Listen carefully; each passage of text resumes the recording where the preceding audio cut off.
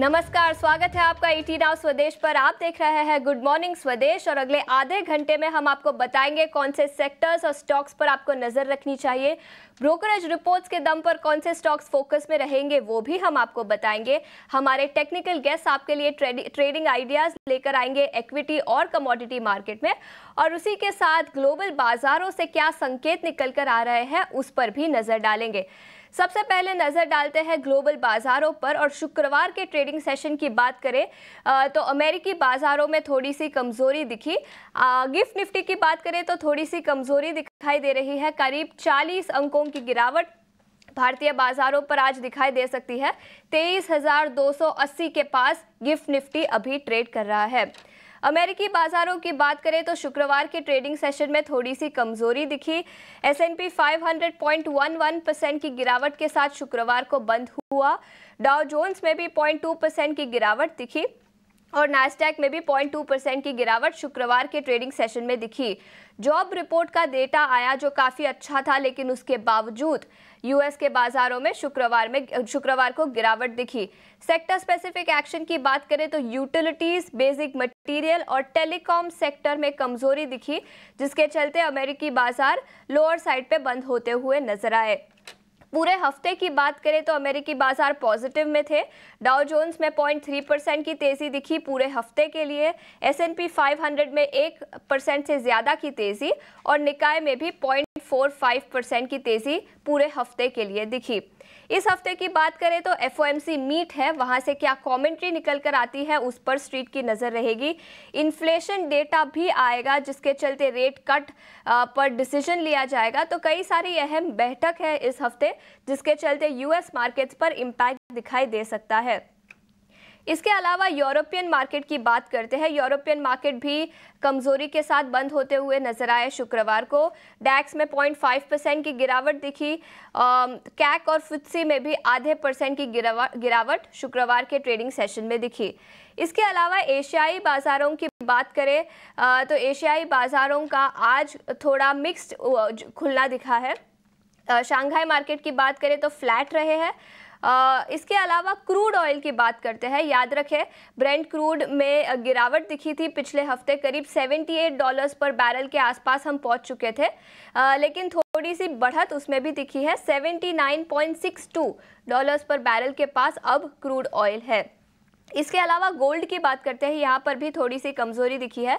$2,310 पर आउंस के पास गोल्ड अब ट्रेड कर रहा है। गिफ्ट निफ्टी की बात करें तो कमजोर संकेत निकल कर आ रहा है भारतीय बाजारों के लिए। 23,280 के पास हम खुल सकते हैं। करीब 40 से 50 अंकों की गिरावट दिखी है। लेकिन इस बाजार में आपको कैसे पोजीशन करना चाहिए ये बताने के लिए हमारे साथ डिम्पी अब जुड़ चुके हैं। डिम्पी जी, गुड मॉर्निंग। बताएं, अब तो सारे ट्रिगर्स हमारे खत्म हो चुके हैं, प्राइम मिनिस्टर ने भी अब ओथ ले लिया है। आज के लिए बाजार में हमें कैसे पोजीशन करना चाहिए? निफ्टी और बैंक निफ्टी पर सपोर्ट और रेजिस्टेंस लेवल्स क्या रहेंगे?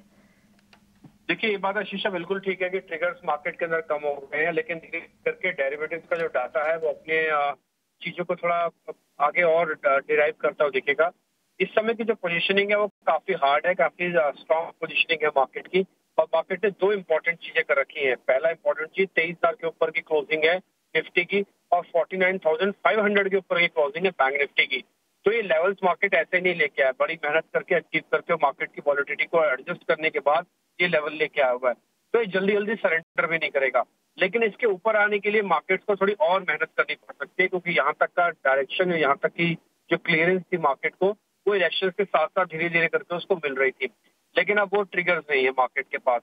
तो मार्केट के पास अभी FIs की होल्डिंग बढ़ी है करीब 29%, लेकिन अभी भी ये 30% या मैं बोलूंगा 50% से कम है। तो ये इंपॉर्टेंट फैक्टर है। होल्डिंग्स तो बड़ी है, बट आज फिर से चेक करना होगा कि ये वापस से पार्टिसिपेट करते हैं कि FIs नहीं करते। ट्रस्ट में अगर FIs ने वापस से पार्टिसिपेट नहीं किया तो मार्केट के ये ऊपरी स्तर जो भी आप देख पा रहे हैं, ये नियर बाय के रेजिस्टेंस भी हो सकते हैं। उसके बाद बाजार थोड़ा नीचे भी आ सकता है। ये नीचे प्रॉफिट बुकिंग की तरफ से भी आ सकता है, थोड़ी शॉर्टिंग खोलेंगे वहां से भी आ सकता है। तो आप इस चीज को ध्यान में रखिएगा। अगर FIs की होल्डिंग तो और तेज से नहीं बढ़ती है, ऑलरेडी वो 29% लॉन्ग हो चुके हैं। ये 17% से 29 सिर्फ एक ही दिन में हुआ है। तो इसलिए मैं कह रहा हूँ ये बाजार काफी स्ट्रांग तो हुआ है, लेकिन एक कंटिन्यूटी इफेक्ट आना चाहिए FIs का। यह है पहली इंपॉर्टेंट बात। दूसरी बात, करीब 5 लाख से ज्यादा कॉन्ट्रैक्ट अभी भी निफ्टी पे खड़े हुए हैं और यही कॉन्ट्रैक्ट हम लेके आए थे जब हमने इस सीरीज की शुरुआत की थी, जब इलेक्शन का लास्ट फेज हुआ था। तो कहने का मतलब अभी सीरीज के अंदर जितने भी सौदे खड़े किए गए थे इलेक्शन के पॉइंट ऑफ व्यू से, वो भी सेटल नहीं किए गए हैं पूरी तरह से, तो उसका सेटलमेंट होना बाकी है। वो प्रॉफिट बुकिंग के तौर पर भी हो सकता है और शॉर्ट कवरिंग के तौर पर भी हो सकता है। तो अभी थोड़ा सा आज का दिन कम से कम और देना होगा। और एक और बात हमने टिपिकली नोटिस किया है कि मंडे का जो मार्केट का डायरेक्शन होता है, मंडे ट्यूसडे का, टिपिकली मार्केट पूरा हफ्ता उसी समय वैसे ही बिहेव करता है। या तो कमजोर होगा तो फिर थोड़ा ड्रैग करता जाएगा और स्ट्रॉन्ग होगा थोड़ा मजबूत करेगा। अभी आप देख रहे थे गिफ्ट निफ्टी थोड़ा लाल निशान में है। मेरा ऐसा मानना है कि गिफ्ट निफ्टी लाल निशान के बाद अगर एक खुल भी जाता है मान लीजिए लाल निशान में, तो बहुत बड़ा करेक्शन है, बहुत बड़ी गिरावट आज मार्केट के अंदर नहीं लगती है। अगर रुक जाए तो फिर आप शॉर्ट कवरिंग भी अच्छी से देखेंगे मार्केट के अंदर। मैं लेवल्स आपको बता देता हूँ। 49,500 के ऊपर जो बैंक निफ्टी है, ये 49,500, 49,300 ये अहम सपोर्ट एरियाज हैं। रेजिस्टेंस आएगा पहले 50,000 का, एक बार हम यहाँ से पहले भी फिसल चुके हैं, तो 50,000 का रेजिस्टेंस है, फिर 50,200-300 का रेजिस्टेंस भी आपको फेस करना पड़ सकता है। कुल मिला के मार्केट एक स्ट्रॉन्ग हैंड्स में है, बट स्ट्रॉन्ग हैंड्स कब तक कंटिन्यूटी इफेक्ट दिखाते हैं ये क्वेश्चन रहेगा। दूसरा आते हैं निफ्टी के सपोर्ट लेवल्स पे। निफ्टी पहले देखेंगे आप तो ये 23,000 के ऊपर है, तो 23,200, 23,000 एक सपोर्ट एरिया आपको कैलकुलेट करना पड़ेगा और ऊपर जाते समय 23,500 आपका एक रेजिस्टेंस का एरिया है। यहाँ पे आकर रेजिस्टेंस हो सकता है। दूसरी बात, क्या पुट कॉल रेशियो से पता लग रहा है कि बाजार महंगा है? देखिए स्लाइटली फेयर वैल्यू से थोड़ा ऊपर जा चुका है। फेयर वैल्यू होता है 1 और इस समय बैंक निफ्टी का पीसीआर चल रहा है, पुट कॉल रेशियो चल रहा है 1.16। निफ्टी कितना, बैंक निफ्टी कितना सस्ता है? मैं बोलूंगा थोड़ा बैंक निफ्टी अभी भी सस्ता है, ये 1 से नीचे आके ट्रेड कर रहा है। तो थोड़ा पुट कॉल रेशियो के हिसाब से बाजार अभी ओवर वैल्यूड है, थोड़ा खींचा हुआ नहीं है। तो इसलिए ये बात मैंने फिर से दोहरा देता हूँ कि मार्केट अभी स्ट्रॉन्ग हैंड्स में है, बट क्वांटिटी इफेक्ट हमको चाहिए अगर इस स्ट्रॉन्ग हैंड्स को बनाए रखना है बाजार के अंदर। तो दूसरी इंपॉर्टेंट बात, 3 शेयर F&O बैन में चले गए हैं आज, तो आप इसको थोड़ा नोटिस करके लीजिएगा। चाबी का कंसल्टेशन पेपर जारी हो सकता है जिसमें वो कह रहे हैं कि जिनमें वॉल्यूम कम है उनको हटाएगा। अभी कंसल्टेशन प्रोसेस है, इसको एक लंबा जर्नी होती है। कंसल्टेशन प्रोसेस आएगा, फिर सेबी पे फैसला लेगा, फिर सबके ब्रोकर्स के मांगे जाएंगे रिपोर्ट, फिर जाके प्रक्रिया शुरू होगी। तो एक कंसल्टेशन पेपर से जिन शेयर्स को बाहर निकलने का आज है, तो ऐसा नहीं कि वो टूट जाएंगे, बट हाँ हो सकता है हल्की सी नेगेटिविटी आए, उन पर डाउट हो कि आपका वॉल्यूम नहीं है तो आपको बाहर कर सकते हैं। अदरवाइज वैसे कुछ दिक्कत नहीं आएगी। वो शेयर ना ही ज्यादा बड़े क्रैक दिखाएंगे, ना ही कुछ होगा, 1 डे इफेक्ट होगा, उसके बाद खत्म हो जाएगा। तो कुल मिला के मार्केट के अंदर ऑप्शन ट्रेडर्स को भी थोड़ा संभल कर काम करना चाहिए।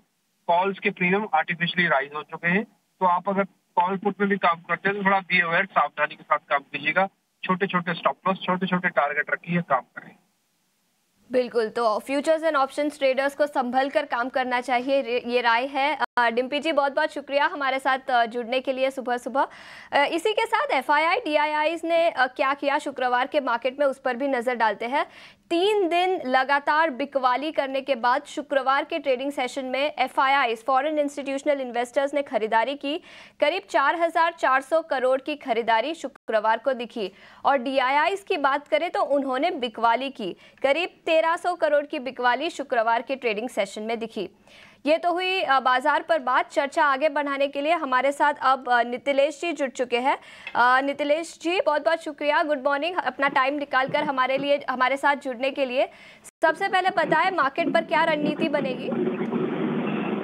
Good morning. तो देखो निफ्टी में अगर हम लोग देखें क्लियर एक अप ट्रेंड ही देखने को मिल रहा है, लेकिन आज का दिन जो होगा वो थोड़ा सा हमें देखना पड़ेगा हायर लेवल से प्रॉफिट बुकिंग आता है या फिर इंपॉर्टेंट सपोर्ट को होल्ड करता है।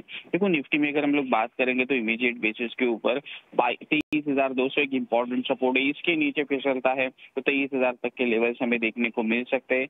जब तक 23,150, 23,200 ये लेवल्स के ऊपर कंटिन्यूसली ट्रेड कर रहा है तब तक मोमेंटम मार्केट रह सकता है। हायर लेवल्स भी मार्केट क्या कर सकता है, छू सकता है, लेकिन हायर लेवल से गैप ओपनिंग के बाद अगर ये प्रॉफिट बुकिंग देखने को मिलती है तो थोड़ा सा हल्का होने में कुछ प्रॉब्लम नहीं है। एक बार के लिए 22,800, 22,900 ये लेवल के ऊपर मिलता है तो वहां पे एक कॉन्ट्रा पोजीशन ली जा सकती है बाइंग की 22,750 के स्टॉप लॉस के साथ। एक डिस्क्लोजर देना चाहता हूँ, छोटी क्वांटिटी में मैंने कुछ पुट ऑप्शंस पर्सनल अकाउंट में बाइंग किए हैं, तो लग रहा है कि ट्रेंड इंटैक्ट है अभी भी, लेकिन एक हायर लेवल से एक स्मॉल करेक्शन या फिर प्रॉफिट बुकिंग हमें देखने को मिल सकती है। बिल्कुल, और स्टॉक स्पेसिफिक आइडियाज क्या रहेंगे नितिलेश जी? देखिए स्टॉक स्पेसिफिक आइडिया में मुझे जो पसंद आ रहा है वो है छोलामंडल इन्वेस्टमेंट का। अगर उसका चार्ट देखेंगे डेली स्ट्रक्चर एक काफी अच्छा पॉजिटिव स्ट्रक्चर देखने को मिल रहा है। अगर ये 1340 के लेवल के ऊपर सस्टेन होता है, यहाँ से एक मोमेंटम दिखाता है, तो हम लोग 1330 के स्टॉप लॉस के साथ बाइंग करके चल सकते हैं। 1360 हमारा पहला टारगेट होगा और यहाँ से अगर ये निकलता है तो पोजिशनल बेसिस के ऊपर भी हम लोग इसको कन्वर्ट करके चल सकते हैं 1330 के स्टॉप लॉस के साथ। कंडीशन एक ही होगा, 1340 को क्रॉस करना चाहिए।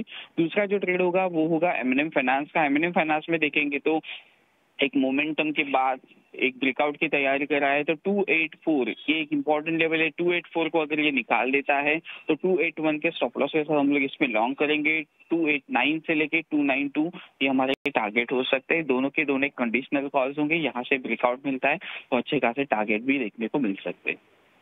बिल्कुल, तो दोनों ही स्टॉक्स पर खरीदारी की राय। दोनों ही stocks banking and financial services sector के हैं। एक है एमएनएम जहां पर 289 से 292 रुपीस प्रति शेयर का लक्ष्य, और चोला इन्वेस्टमेंट फाइनेंस पर भी खरीदारी की। आगे बढ़ते हैं और खबरों वाले शेयर्स पर नजर डालते हैं। इस बीच हमारे साथ स्टूडियो में शरद जी जुड़ चुके हैं जो हमें बताएंगे कौन से स्टॉक्स पर आपको नजर रखनी चाहिए और खबरों के दम पर कौन से स्टॉक्स फोकस में है। जी बिल्कुल, अभी जो है ऑफ कोर्स हम लोग थीमेटिक स्टॉक्स पे भी फोकस करने वाले, लेकिन आज ब्लॉक डील्स होने वाले, बहुत सारे फार्मा के अनाउंसमेंट्स आ रहे हैं तो उस पर हम फोकस करेंगे। और आज जो है सबसे पहले बात करें एम्फेसिस फोकस में रहेगा। ब्लैकस्टोन यहाँ पे लगभग 15% स्टेक बेच सकती है। अब इसका वैल्यू लगभग 7000 करोड़ का रहेगा और जो डील प्राइस है वो 5% डिस्काउंट पे है। सुजलॉन एनर्जी पे भी बहुत चर्चा हुई है। यहाँ पे उनके इंडिपेंडेंट डायरेक्टर जो है मार्क डेसेडलर, उन्होंने रिज़ाइन किया। उन्होंने कहा कॉर्पोरेट गवर्नेंस इश्यूज़ आ रही है, लेकिन उसी जो हम संडे को जो है कंपनी ने कॉन कॉल भी रखा और वहाँ पे मैनेजमेंट ने अश्योर किया कि कोई फाइनेंशियल इरेगुलरिटीज़ नहीं हुई है, सब प्रोसीड्यूरल नेचर के हैं। ब्रोकरेजेस ने भी ओवरऑल कहा है कि इसमें जो इवेंट है इसमें कोई बड़ी इम्पैक्ट स्टॉक में नहीं मिल सकती। रेमंड की बात करें तो यहाँ पे रेसिडेंशियल प्रोजेक्ट बनाएंगे बांद्रा ईस्ट जो मुंबई रीजन में है, जिसका वैल्यू आता है 2000 करोड़ रुपए का। गोदावरी पावर इस्पात की बात करें तो इम्पॉर्टेंट बोर्ड मीटिंग है 15 जून को, जहाँ पे कंपनी बायबैक शेयर कंसिडर करेगी। बोरोसिल रिन्यूएबल में भी जो इम्पोर्टेंट कॉर्पोरेट एक्शन आया है, 450 करोड़ रुपए वो रेज़ करेंगे। अब ये रेज़ जो है राइट्स इशू के ज़रिए होने वाला है। जो है फ्राइडे को एक इम्पॉर्टेंट ब्लॉक डील हुई थी थर्मैक्स, जहाँ पे फोकस में था। यहाँ पे बड़ा इन्वेस्टर जो है आपके नालंदा कैपिटल जो है एफआई, उन्होंने लगभग 1% स्टेक की बिकवाली की, जिसका वैल्यू 770 करोड़ आता है। अब उनका स्टेक गिर के 5.6% हो गया है। वही एक इंटरेस्टिंगली स्मॉल कैप कंपनी जो मेरे नज़र में आई है वो है वॉर्ड विजर्ड इनोवेशन और मोबिलिटी, ईवी व्हीकल्स में ज़्यादातर डील करती है। मार्केट कैप 1360 करोड़ का ही है सिर्फ, लेकिन इनको जो ऑर्डर या कहें एमओयू, ऑर्डर नहीं कहते हैं इसको, एमओयू कहते हैं, इन्होंने जो किया है फिलीपींस गवर्नमेंट के साथ ईवी व्हीकल्स के लिए, अब जो आंकड़ा है वो आश्चर्यजनक है। वो लगभग $1.29 बिलियन का, यानी कि 10,700 करोड़ का है। पर ये जो है एमओयू है, ऑर्डर अभी तक आए नहीं है, तो इस पे जो है ऑफकोर्स हम चर्चा करेंगे इस कंपनी पे आगे जाते हुए। लेकिन कुछ कंपनीज़ है जो फोकस में रहेंगी। आमी ऑर्गेनिक्स, ज़ीरो ऑब्जर्वेशंस आई हैं जापान की मेडिकल अथॉरिटी से उनके ज़रूरत प्लांट के लिए, तो ये एक पॉजिटिव है। वही डॉक्टर रेड्डीज़ लैब्स के लिए थोड़ी नेगेटिव ज़रूर हो सकती है, उनको 4 ऑब्जर्वेशन देखने मिले हैं। अब ये यूएस एफडीए की तरफ से आए हैं आंध्र प्रदेश में। वही जुबिलेंट फार्मा हुआ को भी 3 ऑब्जर्वेशन आए हैं, अब ये इनके यूएस के मैन्युफैक्चरिंग प्लांट के लिए आए हैं। तो जब ये ऑब्जर्वेशंस बढ़ते हैं तो उसके कारण जो है निगरानी बढ़ती है, तो उसके कारण थोड़ी सी सेंटिमेंटल नेगेटिव न्यूज़ फ्लो देखने मिलती है। केईसी इंटरनेशनल जो है 1000 करोड़ के ऊपर के नए ऑर्डर्स उनके पास आए हैं। और इंटरेस्टिंगली आईडीबीआई बैंक में एक अच्छी डेवलपमेंट आई है, उनको टैक्स रिफंड मिलने वाला है, वो भी अमाउंट बहुत बड़ा है, 2700 करोड़ रुपए का, असेसमेंट ईयर 2016-17 का। तो ऑफकोर्स फाइनेंशियल्स में एक पॉजिटिव इम्पैक्ट देखने मिल सकता है। तो ये इंपॉर्टेंट न्यूज़ फ्लो जो है आज हमें ट्रैक करने होंगे। बिल्कुल, तो ऑर्डर विंस के दम पर कई स्टॉक्स फोकस में रहेंगे, उसके अलावा ब्लॉक डील भी है और कई फार्मा कंपनीज भी यूएस एफडीए एक्शन के दम पर फोकस में रहेगी। शुक्रिया शरद हमारे साथ जुड़ने के लिए। आगे बढ़ते हैं और ब्रोकरेज रिपोर्ट्स के दम पर कौन से स्टॉक्स फोकस में रहेंगे उस पर भी नजर डालते हैं। जिनय अब मेरे साथ जुड़ चुके हैं। जिनय बताएं ब्रोकरेज रिपोर्ट्स क्या कहती है और उसके चलते कौन से स्टॉक्स फोकस में रहेंगे। जी, तो एमजीएल फोकस में रहेगा। यूबीएस जो है अपनी बाइंग रेटिंग एक रिपोर्ट से आया है जिनका टारगेट प्राइस है 1600 रुपये। उनका मानना है कि वॉल्यूम ग्रोथ आउटलुक जो है कंपनी का बहुत स्ट्रांग है। उनका मानना है कि 6.6% CAGR से FY 2024 से FY 2027 तक कंपनी ग्रो कर सकती है। और ऑल्सो नेचुरल गैस का जो पोटेंशियल इंक्लूजन है जीएसटी में, वो भी कंपनी को अच्छा बेनिफिट करेगा। और LNG ट्रांसपोर्टेशन की अगर हम बात करें तो उसका भी आउटलुक काफ़ी कमिंग ईयर्स में काफ़ी अच्छा है। सेकेंड है बिरला सॉफ्ट। नामुरा ने एक अपनी बाइंग रेटिंग निकाली है, टारगेट प्राइस 860 रुपये को लेकर। कंपनी का मैनेजमेंट मीट हुआ था हाल ही में और उनका की टेक अवेज है कि जो डिमांड एनवायरनमेंट है वो काफ़ी पॉजिटिव है और जो मार्जिन्स है कंपनी ने कहा कि वो थोड़ा रेंज बाउंड रहेगा और ऑल्सो कंपनी जो है potential M&A mergers and acquisitions की तरफ देखेगी। एंड लास्टली भारतीय एयरटेल फोकस में रहेगा क्योंकि CLSA ने अपनी बाइंग रेटिंग निकाली, उनका जो टारगेट प्राइस है वो है 1540 रुपये। वो कहते हैं भारतीय एयरटेल जो है US $100 बिलियन मार्केट क्लब में एंटर कर चुके हैं और कंपनी के 3 ग्रोथ ड्राइवर्स देखने मिलेंगे। वो है हाई ग्रोथ स्केलेबल बिजनेस, दूसरा होगा स्ट्रॉन्ग मैनेजमेंट और तीसरा है ग्लोबल कॉम्पिटिटिव एडवांटेज। जिन्हें शुक्रिया ब्रोकरेज रिपोर्ट्स के साथ हमारे साथ जुड़ने के लिए। सभी स्टॉक्स ब्रोकरेज रिपोर्ट्स के दम पर फोकस में रहेंगे। आगे बढ़ते हैं और कमोडिटी मार्केट पर नजर डालते हैं। इस बीच हमारे साथ रवि दियोरा जी जुड़ चुके हैं जो कुवेरजी ग्रुप से है। रवि गुड मॉर्निंग, शुक्रिया अपना टाइम निकालकर ET नाउ स्वदेश पर जुड़ने के लिए।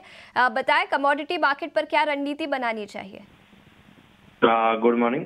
डेफिनेटली आज के दिन में जो लास्ट अर्निंग सेशन में बुलियन में भारी प्रेशर देखा गया था। चाइना के जो न्यूज है एक्चुअल नेगेटिव है, तो आई थिंक थोड़ा बहुत प्रेशर आज एक और दिन वहाँ पे गोल्ड एंड सिल्वर में देखा जा सकता है। हालांकि गोल्ड के लिए वो न्यूज नेगेटिव से चाइना सेंट्रल बैंक अपना बाइंग बंद कर रहा है, तो आई थिंक वहाँ पे सेलिंग प्रेशर बना रहेगा। 71,640 पे गोल्ड के अगस्त कॉन्ट्रैक्ट को बेच के चले, स्टॉप लॉस लगाए 71,970 का और डाउन साइड 70,700 तक के लेवल आपको आते हुए दिख सकते हैं। वही natural gas continue out perform कर रहा है, लगातार वहाँ पे डिमांड बेस्ड तेजी बनी हुई है। लग रहा है कि ये सप्ताह भी अगर $3 के ऊपर इंटरनेशनल मार्केट में जाता है तो बड़ी शॉर्ट कवरिंग ट्रिगर होगी। तो जून कॉन्ट्रैक्ट नेचुरल गैस का बाय करें 242 के करीब, स्टॉप लॉस लगाए 237.50 का, 254 तक के लेवल आपको 1 से 2 ट्रेडिंग सेशन में देखने को मिल सकते हैं। तो 1-2 रिकमेंडेशन रहेगी आज के लिए, गोल्ड में सेल करके वहीं नेचुरल गैस में बाय करके कारोबार किया जा सकता है। और बेस मेटल पर क्या राय रहेगी आपकी?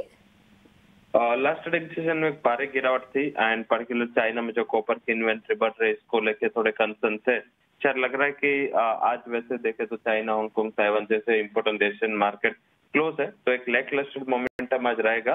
चैलेंज राइज रखे, थोड़ा बहुत चाइना का जो कोरिलेशन है जिंक के साथ पड़ा है, तो वहाँ लगातार डिमांड लैक लस्टर है। तो I think June contract zinc 252 के करीब सेल करके चलना चाहे 255 के स्टॉप लॉस के साथ, और 245 तक के लेवल वहाँ पे आते हुए दिख सकते हैं। बिल्कुल। और प्रेशियस मेटल्स की बात करें तो गोल्ड और सिल्वर पर आपकी क्या राय बनेगी? सर से सिल्वर थोड़ा बेस मेटल आज क्योंकि एशिया में काफी मार्केट बंद है, तो वहाँ पे एक साइडवेज कारोबार है। हालांकि जिस मैंने गोल्ड में आगे बात की, गोल्ड में सेल करके कारोबार करना है 71,640 पे गोल्ड सेल करे अगस्त कॉन्ट्रैक्ट 70,700 के टारगेट के लिए, और 71,970 तक के लेवल वहाँ दिखनी चाहिए।